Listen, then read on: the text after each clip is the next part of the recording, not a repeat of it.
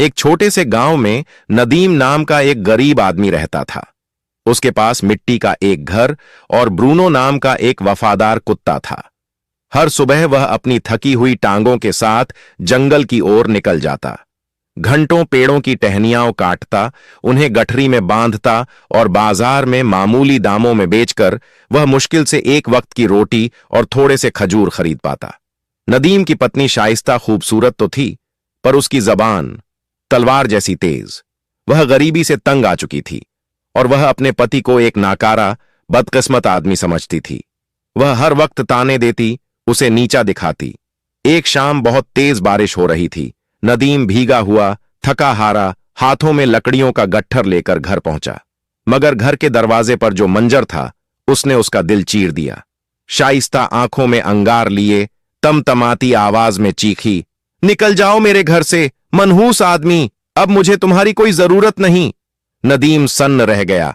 हल्की सी कांपती आवाज में बोला, शाइस्ता, क्या तुम होश में हो? मैं जाऊंगा कहां? मेरा ठिकाना ही क्या है? शाइस्ता चीखी, जहां मन करे जाओ, अपने कुत्ते ब्रूनो के साथ रहो, वह तुमसे ज्यादा काम का है। यह सुनकर नदीम की आंखें नम हो गईं। उसने अपना बोझ, लकड़ियों का नहीं दिल का, उठाया और चुपचाप चल पड़ा। ब्रूनो उसके पीछे चुपचाप चल रहा था, जैसे वह समझ रहा हो कि उसके मालिक का दिल आज बुरी तरह टूट चुका है। गांव के आखिरी छोर पर पहुंचे तो नदीम एक पुराने बेरी के पेड़ के नीचे बैठ गया। उसकी आंखें आसमान की तरफ उठीं। या खुदा, मेरे पास इस वफादार कुत्ते के अलावा कुछ भी नहीं बचा, तू ही मेरा सहारा है। बस वहीं से एक ऐसी कहानी की शुरुआत हुई जिसकी तसव्वुर न कभी शाइस्ता ने किया था, न नदीम ने। रात ढलती गई। नदीम पेड़ के नीचे बैठा रहा और ब्रूनो उसकी गोद में सिर रखकर उसे दिलासा देता रहा। जब अंधेरा और ठंड बढ़ने लगी तो नदीम उठकर जंगल की उस दिशा में चल दिया जहां कोई इंसान नहीं रहता था। चलते चलते उन्हें एक पुरानी खंडहर कुटिया दिखी। नदीम ने भीतर जाकर कुछ सूखी लकड़ियां बिटौरी और आग जलाई ताकि बदन की सर्दी कम हो सके, और फिर मिट्टी के फर्श पर ब्रूनो के साथ लेटते हुए बोला, गरीबी मुझे क्या मिटाएगी ब्रूनो? जब तुम मेरे साथ हो, तुम 1000 आदमियों से ज्यादा सच्चे हो। रात आधी हो चुकी थी। अचानक ब्रूनो गुर्राने लगा। उसकी आंखें कुटिया के एक अंधेरे कोने पर टिकी थीं। नदीम घबरा गया। क्या हुआ ब्रूनो? कोई जंगली जानवर है क्या? ब्रूनो उस मिट्टी की फर्श को अपने पंजों से खोदने लगा। नदीम ने जलती हुई मशाल उठाई और उस कोने में रोशनी डाली। वहां की जमीन ढंसी हुई थी, मानो सालों पहले किसी ने कुछ दबाकर छुपाया हो। दोनों ने मिलकर खोदना शुरू किया। कुछ ही देर में उनके हाथ किसी कड़ी लकड़ी जैसी चीज से टकराए। या अल्लाह! नदीम के होंठ कांपे। ये तो किसी संदूक का ढक्कन लगता है। कुछ और मिट्टी हटाने पर एक पुराना, लोहे की पट्टियों से बंधा हुआ संदूक नजर आया। इतना पुराना कि किनारों पर काई और मिट्टी जम चुकी थी। कांपते हाथों से नदीम ने उसका जंग लगा ताला तोड़ने की कोशिश की। पहले ताला नहीं हिला, पर जब उसने पत्थर से जोरदार वार किया तो ताला टूट गया। नदीम ने संदूक का ढक्कन उठाया और अगले ही पल उसकी आंखें चमक उठीं। संदूक सोने के सिक्कों, कीमती अशर्फियों, भारी हारों और पुराने जमाने के बेशकीमती गहनों से भरा हुआ था। उसके होंठ कांप गए। क्या यह सपना है या खुदा ने मेरी पुकार सुन ली? वह घुटनों के बल बैठ गया, आंखों में आंसू भर आए। उसी रात से किस्मत का रुख बदल गया। नदीम, जो कुछ नहीं था, अब इतना आमिर बन चुका था कि दुनिया उसे सलाम करे। अगली सुबह सूरज की पहली किरणों के साथ ही नदीम जाग उठा। रात भर की बेचैनी अभी भी उसकी आंखों में बाकी थी। उसने उस चमचमाते खजाने को ध्यान से देखा, फिर गहरी सांस लेकर बोला, इस दौलत को जितना छिपा कर रखूं उतना बेहतर है। दुनिया की नजरें नफरत भी लाती हैं और लूट भी। उसने संदूक को वैसा ही बंद किया, मिट्टी से ढक दिया और बस थोड़े से दिरहम अपनी जेब में रखकर बाजार की ओर निकल पड़ा। गांव का छोटा सा बाजार आज पहले से कहीं ज्यादा रौनकदार लग रहा था। ठेले वालों की आवाजें, मसालों की खुशबू और लोगों की चहल पहल। नदीम ने अपने और ब्रूनो के लिए रोटी, दूध, कुछ सूखे मेवे और थोड़ा राशन खरीदा। फिर उसने ऐसे वापस लौटने का रास्ता चुना कि किसी की नजर उस पर न पड़े। रात दर रात नदीम खजाने से जितना जरूरत हो उतना सोना निकालता। वह उससे माल खरीदता, बाजार में बेचता और धीरे धीरे उसके हाथ में व्यापार की समझ आने लगी। चंद हफ्तों में बाजार के कोने में उसकी एक छोटी सी दुकान बन गई, जहां तौल कभी कम नहीं होता था और पैसे कभी जरूरत से ज्यादा नहीं लिए जाते थे। लोग उससे सामान नहीं, एतबार खरीदते थे। उसकी मुस्कुराहट, मीठे लहजे और खालिस नियत ने दिल जीत लिए। देखते ही देखते गांव के बच्चे, बूढ़े, औरतें सभी कहते फिरते, वो आदमी जो कुटिया में रहता है, उसकी दुकान में बरकत है। उसकी शक्ल पर अब पहले वाली थकान नहीं, बल्कि एक अजीब सी रोशनी थी, जैसे किसी ने उसे टूट कर दुआ दी हो। लेकिन नदीम अभी भी उसी पुरानी खंडहर कुटिया में रहता था। रात होने पर वह ब्रूनो के साथ बैठकर मुस्कुराता और कहता, मेरे दोस्त, किसी को यह पता नहीं कि गांव का सबसे अमीर आदमी मिट्टी की कुटिया में एक कुत्ते के साथ रोटी बांटकर खाता है। दौलत अगर दिल में उतर जाए तो आदमी बेकदर हो जाता है, और मैं ऐसा नहीं बनूंगा। दिन बीतते गए। ईमानदारी ने नदीम को ऊपर उठाया और बरकत ने उसके घर की दहलीज पहचान ली। कुछ लोग उसकी तारीफ करते, कुछ जलते, मगर सब उसकी तरक्की पर हैरान थे। और इन सब के बीच कहीं दूर एक औरत हर रात उसे देखती थी, शाइस्ता, वही औरत जिसने उसे घर से निकाला था। अब ताल्लुकात टूट चुके थे, तलाक उसके हाथ में था और पछतावा उसकी आंखों में जलता अंगारा बन चुका था। वह औरतों से पूछती, क्या ये वही नदीम है जो लकड़ियां बेचता था? और जवाब मिलता, हां, हालात बदलने वाले खुदा को सलाम, अब वह ताजगी से भरा ईमानदार व्यापारी है। शाइस्ता के दिल में हर रात एक सन्नाटा उतरता, काश मैंने उसे पहचाना होता। एक रात जब नदीम दुआएं पढ़ चुका था और पुरानी किताब के पन्नों में खोया हुआ था, अचानक दरवाजे पर दस्तक हुई। ब्रूनो फौरन सतर्क हो गया। नदीम ने दरवाजा खोला। बाहर शाइस्ता खड़ी थी, चेहरा मुरझाया हुआ, आंखें पछतावे से भरी हुई। उसने धीमी आवाज में कहा, सलाम वालेकुम नदीम।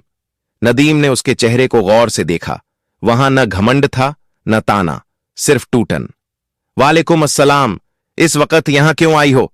शाइस्ता कांपती आवाज में बोली, माफी मांगने, मैंने तुम्हें नहीं समझा। मैंने जो किया वह जुल्म था।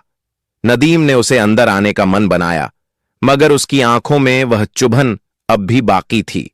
उसने कहा, दिल माफ कर भी दे तो जख्म निशान छोड़ जाता है। वक्त बताता है कि कौन अपना था और कौन आजमाइश। ब्रूनो अपनी वफादार फितरत के साथ शाइस्ता को शक की नजरों से घूर रहा था। शाइस्ता कुछ देर खड़ी रही, फिर बिना कुछ और कहे लौट गई। अगले दिन नदीम बाहर आया तो हैरान रह गया। शाइस्ता कुटिया के सामने झाड़ू लगा रही थी, सामान सहेज रही थी, जैसे अपने अतीत को साफ कर रही हो। नदीम ने पूछा, मैंने तुमसे कुछ नहीं कहा, तुम ये सब क्यों कर रही हो? उसने सिर उठाया, आंखों में सच्चाई थी, क्योंकि अब समझ आया है, इंसान की कीमत दौलत से नहीं, दिल से होती है। और मैंने तुम्हें तब खो दिया जब तुम मेरे सबसे करीब थे। नदीम उस वक्त गहरी खामोशी में था। शाइस्ता के शब्द उसके कानों में पड़े, मगर दिल में जगह न बना सके। कुछ पल बाद उसने धीरे से कहा, किसी आदमी की कीमत उसके सिक्कों में नहीं होती, उसके किरदार में होती है। अगर तुमने मेरी कीमत उस वक्त समझी होती जब मैं लकड़ियां ढोता था, तो तुम मुझे रात के अंधेरे में घर से धक्का देकर बाहर न निकालती। शाइस्ता की आंखें भर आईं, आवाज कांप गई। मैं अंधी होकर दौलत के पीछे भागी। दुनिया की चमक दमक ने मेरे दिल को सख्त कर दिया। आज मैं अपनी करनी की सजा भुगत रही हूं। क्या मेरे लिए एक और मौका है? नदीम ने उसे देर तक देखा, वह नजर जिसमें दुख था पर कोई शिकायत नहीं।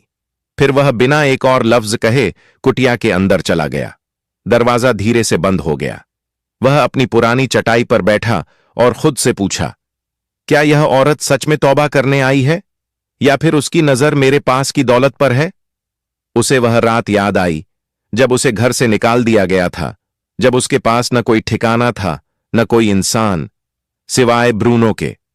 उसी वक्त ब्रूनो अंदर आया, अपने मुंह को नदीम की जांघ पर टिकाया, जैसे कह रहा हो, जो औरत गरीबी में कद्र नहीं की, अब पैसों के लिए कद्र करने आई है। नदीम ने उसके सिर पर हाथ फेरा और बुदबुदाया, मेरे घर में जगह उसी की है जिसने मेरे अंधेरों में मेरा साथ दिया।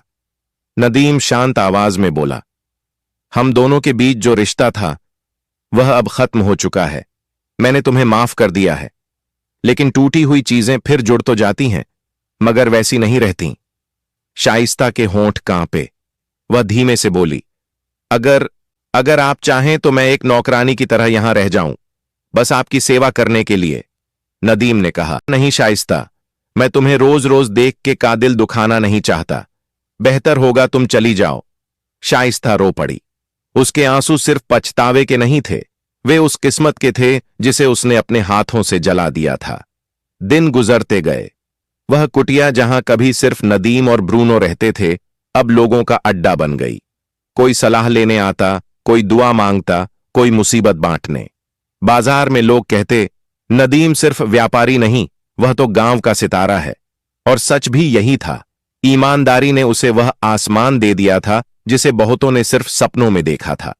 एक दिन बाजार में एक आदमी आया, बेहतरीन कपड़े, चमकते जूते और चाल में रुतबा। सलाम, मैं हाजिम मरवान, गवर्नर का डिप्टी हूं। नदीम ने सिर हिलाकर जवाब दिया, खैरियत? हाजिम मुस्कुराया, राज्य को तुम्हारे जैसे सच्चे और नेक आदमी की जरूरत है। हम चाहते हैं कि तुम गांव की तरफ से शासकों की परिषद में शामिल हो जाओ। तुम्हें जमीन, सैनिक, नौकर और अधिकार दिए जाएंगे। नदीम ठहर गया। उसके हाथों में कभी सिर्फ कुल्हाड़ी रही थी और आज उसे सत्ता दी जा रही थी। उसने धीमी मगर ठोस आवाज में कहा, मैं वह आदमी हूं जिसने मिट्टी में रातें गुजारी। हुकूमत का बोझ अगर जरा भी टेढ़ा हो जाए तो इंसान जालिम बन जाता है। मैं अभी खुद पर पूरा यकीन नहीं रखता, इसीलिए यह पेशकश ठुकराता हूं। हाजिम हैरान रह गया। दुनिया दौड़ती है रुतबे के पीछे और तुम उसे ठोकर मार रहे हो? नदीम मुस्कुराया, सत्ता के पीछे भागने वाला अक्सर अपने दिल को पीछे छोड़ देता है। जब तक मेरा दिल मजबूत न हो जाए, मैं किसी इंसान पर हुक्म नहीं चलाऊंगा। हाजिम के जाने के बाद हवा बदल गई। गांव वालों की निगाहें पैनी हो गईं। कानाफूसी होने लगे। यह वही आदमी है जिसे कभी उसकी बीवी ने निकाल दिया था, जो टूटे दरवाजे वाली कुटिया में सोया करता था। आज यह सबसे अमीर कैसे बन गया? और यहीं से असली इम्तिहान शुरू हुआ। दौलत कमाना मुश्किल नहीं, दौलत को दिल से दूर रखना असली हिम्मत है। बाजार की चहल पहल में एक आदमी था, जुद्दान। बातूनी, चालाक और अंदर से जलन से भरा हुआ।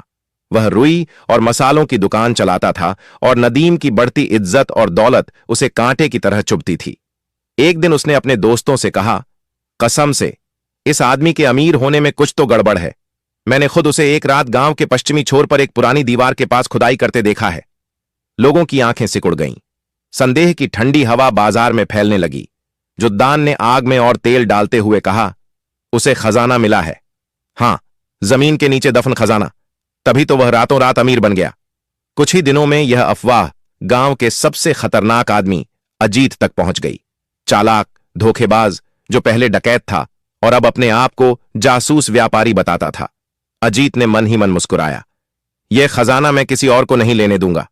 अगर मुझे अपनी जान भी जोखिम में डालनी पड़ी तो भी यह मेरा होगा। एक शांत काली रात में अजीत चोरी चुपके नदीम की कुटिया के पास पहुंचा। वह झाड़ियों में छिपकर कुटिया के अंदर झांकने लगा। अंदर नदीम चटाई पर बैठा हुआ था, ब्रूनो को मांस खिला रहा था और उससे ऐसे बातें कर रहा था जैसे वह उसका सबसे पुराना दोस्त हो।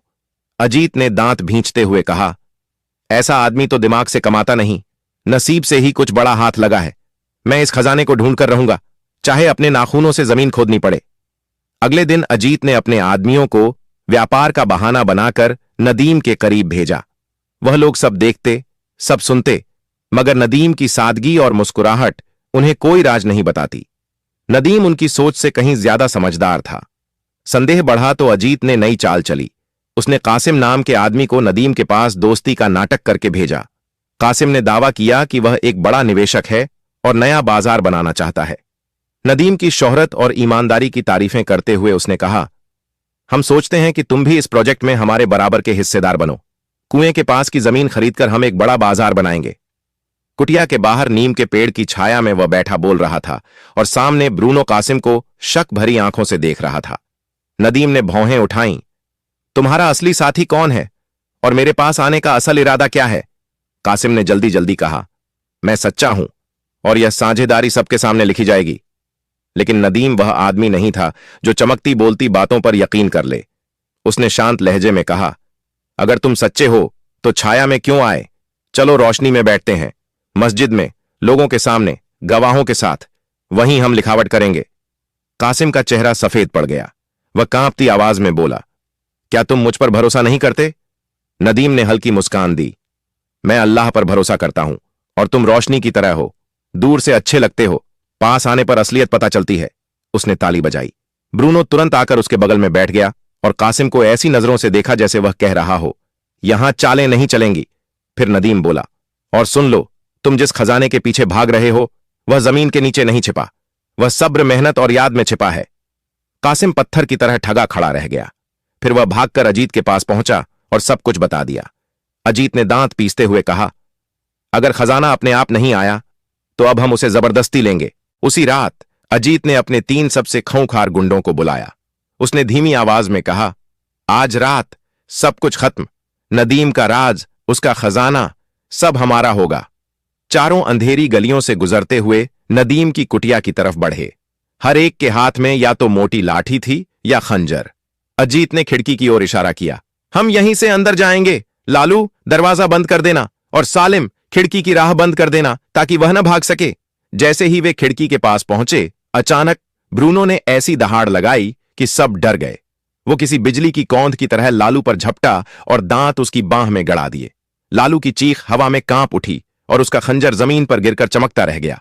शोर से नदीम की आंख खुली। वह लाठी पकड़कर कुटिया से बाहर आया। अंधेरी रात में उसने अजीत भागते देखा। नदीम ने गुस्से और हिम्मत से भरी आवाज में चिल्लाकर कहा, ऐ कायरों, खजाना ढूंढते हो? ये रहा, मेरी मेहनत में, मेरे सब्र में, मेरी इज्जत में। ब्रूनो दूर अंधेरे में दौड़ता रहा। उसकी भौंक गांव भर में गूंज उठी। लोग दौड़कर बाहर आए और सारी दास्तान उनकी आंखों के सामने खुल गई। सुबह कचहरी के लोग, मुखिया और गांव के बुजुर्ग इकट्ठा हुए। लालू, जिसका हाथ बुरी तरह घायल था, सच छुपा न पाया। उसने सब बता दिया। एक बुजुर्ग ने नदीम की ओर देखकर कहा, हमने ऐसा वफादार कुत्ता कभी नहीं देखा, लेकिन उससे भी ज्यादा वफादार तुम निकले, अपने दिल और अपनी जमीन के लिए। दूसरा बोला, तुमने खजाना मिट्टी से नहीं, अपनी मेहनत से निकाला है। अब तुम्हारी कहानी लोग अपने बच्चों को सुनाएंगे।